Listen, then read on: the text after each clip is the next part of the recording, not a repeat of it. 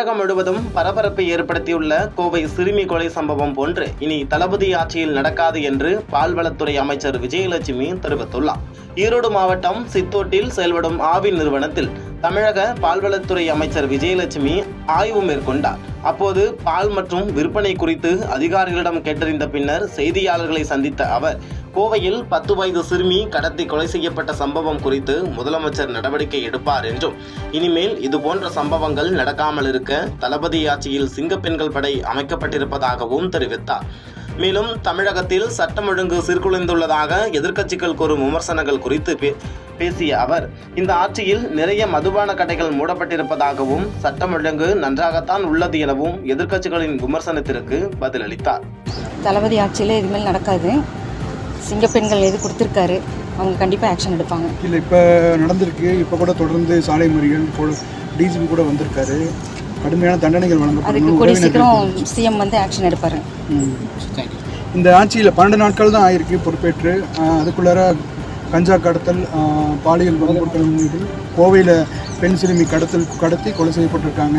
சட்ட ஒழுங்கில் சீர்கேடு இருக்குது அப்படின்னு சொல்லி சட்டமன்ற எதிர்க்கட்சி தலைவர் உதயநிதி ஸ்டாலின் குற்றம் சாட்டியிருக்காரு. அவர் மட்டும் இல்லை, அண்ணாமலை உள்ளிட்ட தலைவர்களும் இதை எதிர்த்து வச்சுருக்காங்க. சார், அதெல்லாம் நீங்கள் பார்த்துட்டு தானே இருக்கீங்க. எவ்வளோ ஒயின் ஷாப்ஸ் மூடியிருக்காங்க. சட்டம் ஒழுங்கு நல்லா தான் இருக்குது. அது சொல்கிறவங்க சொல்லுவாங்க சார், உங்களுக்கு தெரியாதான்? நடக்கலைங்கிறீங்களா? உங்களுக்கு தெரியாது. நடக்கலைங்கிறீங்களா? இப்போ கோவிலில் நடந்திருக்கலையா? கடந்த ஆட்சி நடந்தபோது சார், அதுக்கு அவர் தான் ஆக்ஷன் எடுப்பாருங்க.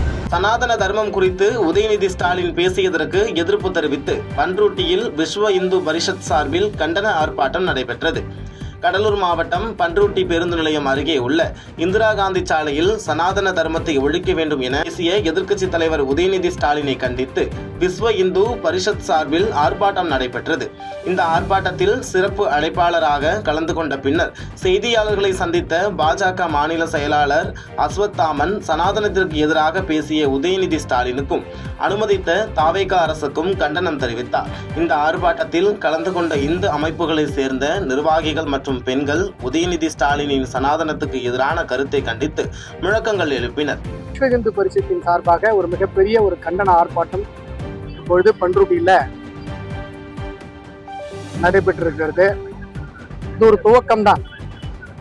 சனாதன தர்மத்தை இழிவுபடுத்திவிட்டு, இந்து தர்மத்தை கொச்சைப்படுத்திவிட்டு, இந்துக்களிடமே ஓட்டு கேட்டுக்கொண்டு இருக்கிற அந்த கேவலமான அரசியலமைப்பு சட்டத்திற்கு புறம்பான இந்த மோசமான அரசியலை இவர்கள் கைவிட வேண்டும்.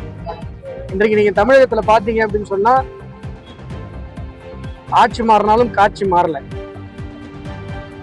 ஆட்சி அமைப்பதற்கு முன்பாக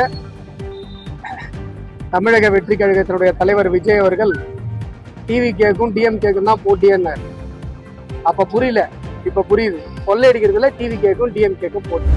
தமிழகத்தில் அகற்றப்பட்ட டாஸ்மாக் கடைகளில் பணியாற்றியவர்களுக்கு மாற்றுப்பணி ஜூன் 30ஆம் தேதிக்குள் வழங்கப்படும் என்று அமைச்சர் விக்னேஷ் தெரிவித்துள்ளார்.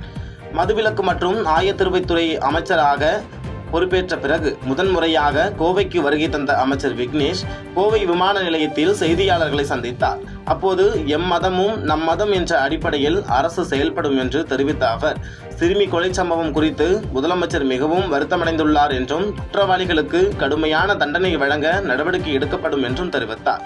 தொடர்ந்து மதுபான துறைகளில் நடைபெறும் முறைகேடுகள் குறித்து விசாரணை மேற்கொள்ளப்படும் என தெரிவித்த அவர், நிர்ணயிக்கப்பட்ட விலைக்கு மேல் ₹1 கூட வசூலிக்க கூடாது என்றும் 10 மணிக்கு பிறகு மது விற்பனை செய்தல் கடும் நடவடிக்கை எடுக்கப்படும் என்றும் எச்சரிக்கை விடுத்தார்.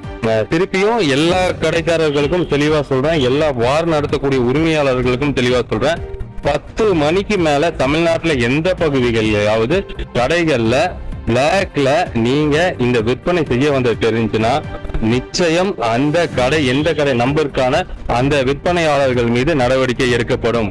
அந்த விற்பனையாளரை கண்காணிக்க தவறிய மாவட்ட அதிகாரிகள் மீதும் நடவடிக்கை எடுக்கப்படும். ஸோ இதுல வந்து மாண்புமிகு முதலமைச்சர் அவர்கள் ரொம்ப தெளிவா இருக்கிறாங்க. ஸோ இதுக்கப்புறம் இது வந்து தமிழக வெற்றி கழகத்தோட ஆட்சி. இந்த ஆட்சியாவது மக்களுக்கு, அதாவது மதுக்கு எதிரான ஒரு கொள்கை கொண்டவர்களா இருந்தா கூட அந்த மதுவை முறைப்படுத்தாம விட்டுட்டோம்னா, அந்த இந்த மாதிரி டாஸ்மாக் நிர்வாகம் இல்லைன்னா கள்ளச்சாராயமும் பல போதைப் பொருட்களும் நம்ம மண்ணில் வந்துடும். சாத்தூர் அருகே கபடி போட்டிக்கான ஏற்பாடு பணியில் ஈடுபட்டிருந்த 10ஆம் வகுப்பு மாணவன் மின்சாரம் தாக்கி உயிரிழந்த சோகம் அப்பகுதியில் சோகத்தை ஏற்படுத்தியுள்ளது. சாத்தூர் அருகே கபடி போட்டிக்கான ஏற்பாடு பணியில் ஈடுபட்டிருந்த 10ஆம் வகுப்பு மாணவன் மின்சாரம் தாக்கி உயிரிழந்த சம்பவம் அப்பகுதியில் சோகத்தை ஏற்படுத்தியுள்ளது.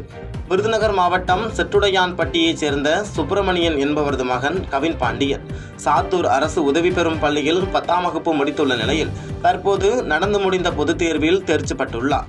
இந்நிலையில் தங்கள் பகுதியில் நடைபெறவுள்ள கபடி போட்டிக்கான முன்னேற்பாடுகள் பணியில் ஈடுபட்டிருந்த கவின் பாண்டியன் மின்கம்பத்தில் தோரணம் கட்டுவதற்காக ஏறிய போது மின்சாரம் தாக்கியதாக கூறப்படுகிறது. இதில் பலத்த காயமடைந்த கவின் பாண்டியன் சாத்தூர் அரசு மருத்துவமனைக்கு கொண்டு செல்லப்பட்ட நிலையில் உயிரிழந்தார்.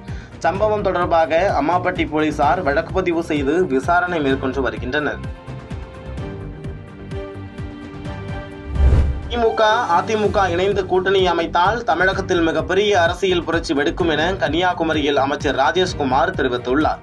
தமிழக சுற்றுலாத்துறை அமைச்சராக பதவியேற்ற பிறகு முதல் முறையாக சொந்த தொகுதியான கிள்ளியூருக்கு வந்த அமைச்சர் ராஜேஷ்குமாருக்கு தொண்டர்கள் உற்சாக வரவேற்பு அளித்தனர். இந்நிலையில் கருங்கல் சந்திப்பில் உள்ள காமராஜர் மற்றும் ராஜீவ்காந்தி சிலைக்கு மாலை அணிவித்து மரியாதை செய்த பின்பு செய்தியாளர்களை சந்தித்த அமைச்சர் ராஜேஷ்குமார் கடந்த 1967ஆம் ஆண்டிற்கு பிறகு கிட்டத்தட்ட 59 ஆண்டுகளுக்கு காங்கிரஸ் அங்கம் வகிக்கக்கூடிய ஒரு அரசு இங்கு அமைந்ததில்லை என்றும் தற்போது பெருந்தலைவர் காமராஜர் கனவு நிறைவேற்றப்பட்டிருக்கிறது என்றும் நிகழ்ச்சியுடன் தெரிவித்தார். மேலும் காங்கிரஸ் கட்சி யாருடைய முதுகிலும் குத்தவில்லை என்று தெரிவித்த அவர் 1989 தேர்தல்களில் யார் யாரை ஏமாற்றினார்கள் என்பதை மக்கள் நன்றாக அறிவார்கள் என்றும் திமுக மற்றும் அதிமுக இணைந்து கூட்டணி அமைத்தால் தமிழகத்தில் மிகப்பெரிய அரசியல் புரட்சி வெடிக்கும் என்றும் தெரிவித்தார். எங்களை பொறுத்தவரையில் காங்கிரஸ் கட்சியை பொறுத்தவரையில் எந்த காலகட்டத்திலும் யாருடைய முதுகிலும் குத்தியது கிடையாது. ஏன்னா வரலாற்றை நீங்க திரும்பி பார்க்கணும். நீங்க 1967க்கு பிறகு 1967க்கு பிறகு திராவிட முன்னேற்ற கழகம் அல்லது அனைத்து இந்திய அண்ணா திராவிட முன்னேற்ற ஏதாவது ஒரு திராவிட கட்சி கூட்டணி இல்லாமல் அரசு அமைந்திருக்கான்னு பாருங்க. 1989 காங்கிரஸ் தனிச்சு போட்டிட்டு, ஆனால் திராவிட முன்னேற்ற கழகம் கூட்டணியோட தான் போட்டிட்டு. அதனால் இது யாருடைய முதுகில் குத்தினாங்களோ அவங்க உணர்வாங்க. ஏன்னா எல்லா காலகட்டத்திலையும் தேர்தலில் மட்டும் கூட்டணி, தேர்தல் முடிந்த உடனே அவங்க ஆட்சி பண்ணுவாங்க. இதுதான் நடந்துட்டு இருக்கு. அதனால் நாங்கள் முதுகில் குத்தல. போன எலெக்ஷனை தொடர்ந்து கிட்டத்தட்ட ஒரு 10-20 வருஷமாக திராவிட முன்னேற்ற கழகத்தோடு கூட்டணி அமைச்சு அவங்களுக்கு நாங்கள் தேர்தல் காலத்தில் கடுமையாக வேலை செய்திருக்கோம். எங்கள் தொண்டர்களுடைய அந்த உழைப்பினால தான் அவங்கள சிஎம் ஆயிருக்காங்க. அதை அவங்க முதல்ல உணரட்டும். செய்திகளை உடனுக்குடன் தெரிந்து கொள்ள கீழ்கண்ட கேபிள் மற்றும் டிடிஹெச் நெட்வொர்க்குகளில் எம்நாடு செய்தி தொலைக்காட்சியை காணுங்கள். பாதகம் செய்பவரை கண்டால் நாம் பயம் கொள்ளலாகாது பாப்பா. மோதி மிதித்து விடு பாப்பா, அவர் முகத்தில் உமிழ்ந்து விடு பாப்பா. அண்மை செய்திகளை உடனுக்குடன் தெரிந்து கொள்ள இணைந்திருங்கள் எம்நாடு தொலைக்காட்சியுடன்.